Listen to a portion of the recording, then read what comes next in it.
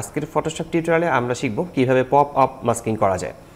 অর্থাৎ এই স্ক্রিনে দেখানো যে ছবিটি আছে সেখানে মূলত একটি বিজ্ঞাপনের ডিজাইন করা। এই ডিজাইনটিতে দেখানো হয়েছে এই যে মডেলটি রয়েছে এই আইকনের ভিতরে এবং হচ্ছে উপরের দিক থেকে এই দিক থেকে বাহিরে, ঠিক এই অংশটা ভিতরে গেছে আবার এই অংশটা বাইরে গেছে, এটাকেই মূলত পপ আপ মাস্কিং বলে।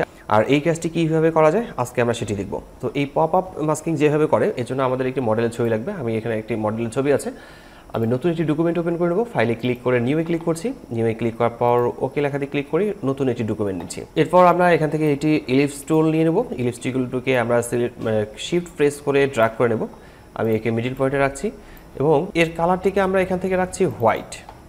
এর কালারটিকে আমি এখান থেকে রাখছি হোয়াইট এবং একে আরেকটি কপি করে নেব। কন্ট্রোল জে প্রেস করে কপি করে নিচ্ছি এবং নিচের এখানকার কালারটিকে আমি রাখছি মূলত পিঙ্ক কালার অথবা হচ্ছে অন্য কোনো কালার রাখতে পারি। আমি ঠিক এই কালারটিকে সিলেক্ট করব, এখান থেকে এই কালারটি রাখছি।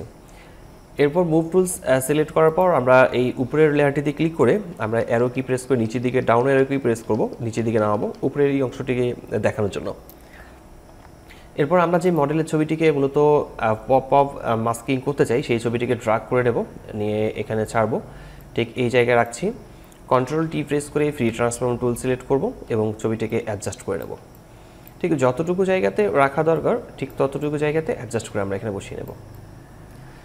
আমি বাহিরের অংশ এতটুকু রাখতে চাচ্ছি যে এতটুকু বাহিরে থাকবে আর বাকিটা মূলত থাকবে ভিতরে। তো চেক মার্কে ক্লিক করছি।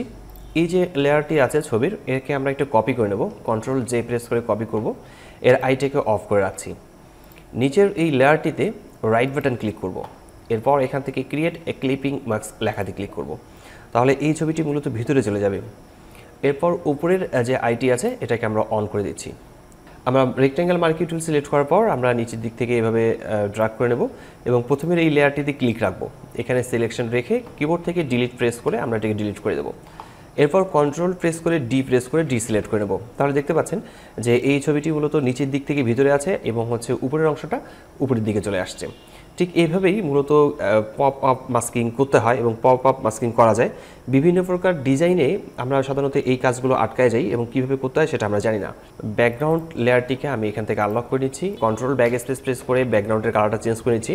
এখন দেখতে পাচ্ছেন যে পপ আপ যে মাস্কিংটা করেছিলাম সেটি কীরকম হয়েছে।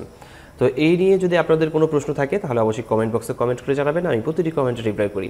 আজকে টিউটোরিয়ালটি এখানে শেষ করছি, দেখা হচ্ছে ফটোশপের নতুন কোনো টিউটোরিয়ালে। ততক্ষণ পর্যন্ত সবাই ভালো থাকবেন, সুস্থ থাকবেন। ধন্যবাদ সবাইকে, আল্লাহ হাফেজ।